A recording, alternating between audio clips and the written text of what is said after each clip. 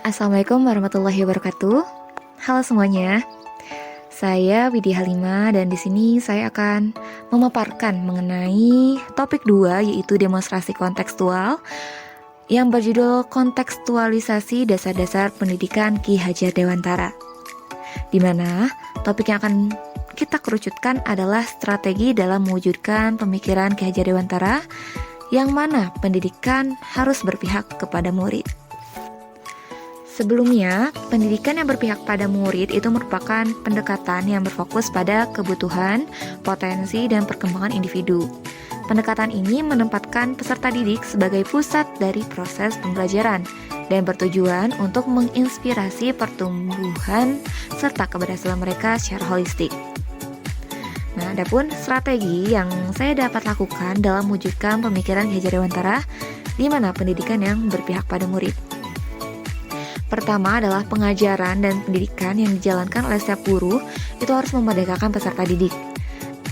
Manusia merdeka adalah manusia yang hidup lahir batinnya tidak tergantung pada orang lain, akan tetapi bersandar atas kekuatannya sendiri.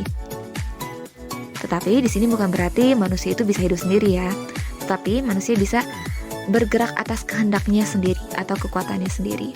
Nah, contohnya adalah memfasilitasi peserta didik untuk berpartisipasi aktif dalam kelas dengan memberikan kesempatan untuk berbicara, berdiskusi, dan berbagi ide misalnya.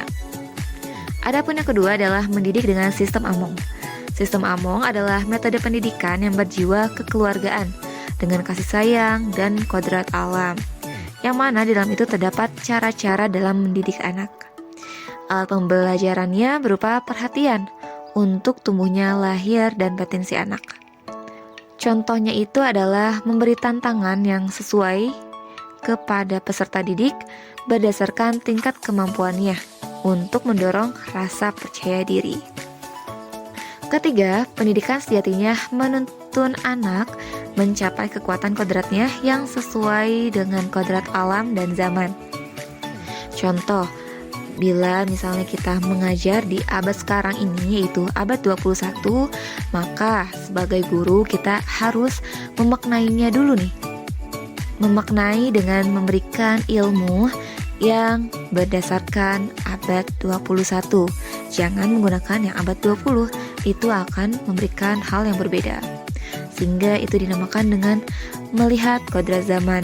Selain itu ada juga kodrat alam.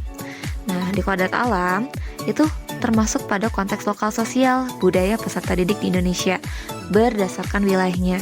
Misalnya tinggal di daerah barat, ya tentu kita akan menyesuaikan kegiatan pembelajaran berdasarkan daerah tersebut. Jangan kita menerapkan pembelajaran yang mengikuti daerah luar, seperti itu. Yang keempat adalah pendidikan yang dapat memperbaiki budi pekerti. Budi pekerti atau watak atau karakter itu merupakan perpaduan antara gerak pikiran, perasaan, dan kehendak atau kemauan sehingga menimbulkan tenaga.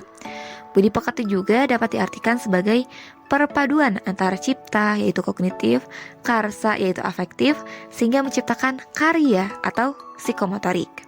Misalnya, dalam kegiatan belajar mengajar, guru selalu mengajak dan memberikan contoh pada peserta didik untuk berperilaku jujur, disiplin, berperilaku baik.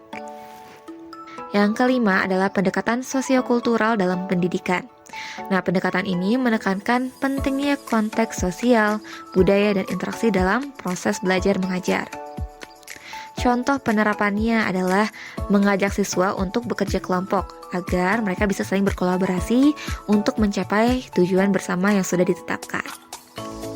Itu dia pembahasan saya mengenai strategi untuk mewujudkan pemikiran Ki Hajar Dewantara.